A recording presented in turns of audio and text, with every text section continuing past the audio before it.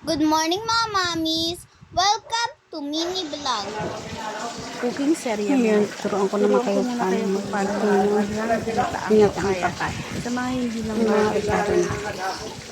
ayan na ang Bawang, ating regalo. sibuyas, Bawang, sibuyas, luya, at tanglad. ang At ating ang panahon. panahog natin. And then, Fruit, papaya. papaya. At malunggay. First, magpainit muna tayo ng mantika sa kawali.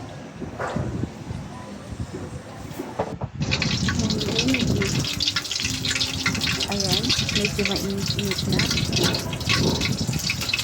Ilagay na natin ang luya.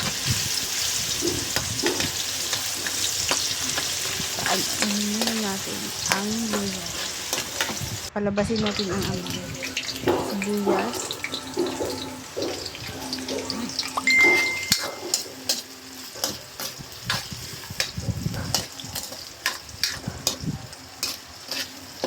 Ayan.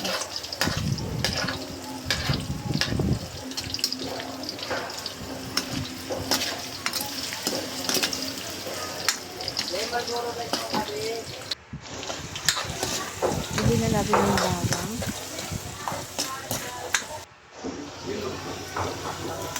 At ang panahon. Mas masarap siguro dito kung tinapa. Lagyan na rin natin ng paminta at pampalasa. Yan. Mekos-mekos lang. Mekos-mekos. And then, lagyan na natin onting asin. Onti lang. Para yung sahog ay medyo may lasura-sura. Kasi piniritong isda lang yan. Na walang lasa. Tanglad. Ang tanglad, pampadagdag din ng amoy para mabango ang ating tanglad. Lagyan na natin yung pangalawang gata. Halo-halo natin. Hintayin lang natin yung siyang kumulo.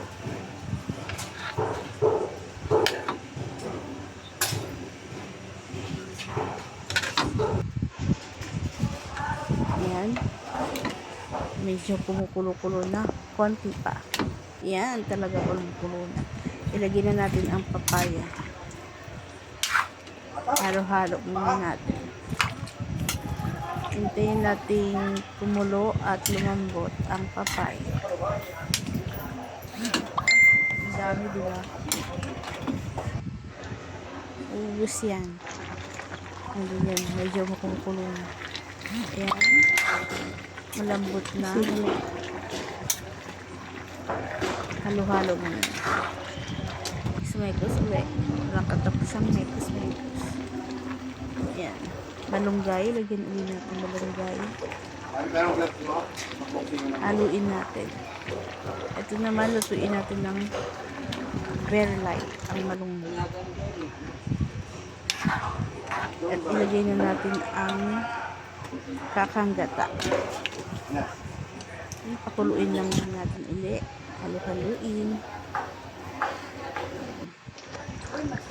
Hindi pa yan, medyo yan, malapit na, kumukulo na. Yan, may aso. Tikman na natin. May aso pang maingay. Yan, okay na.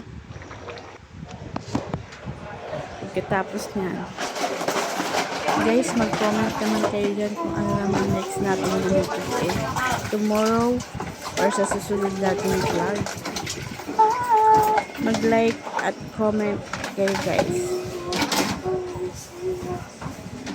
Maghuhugas muna ako.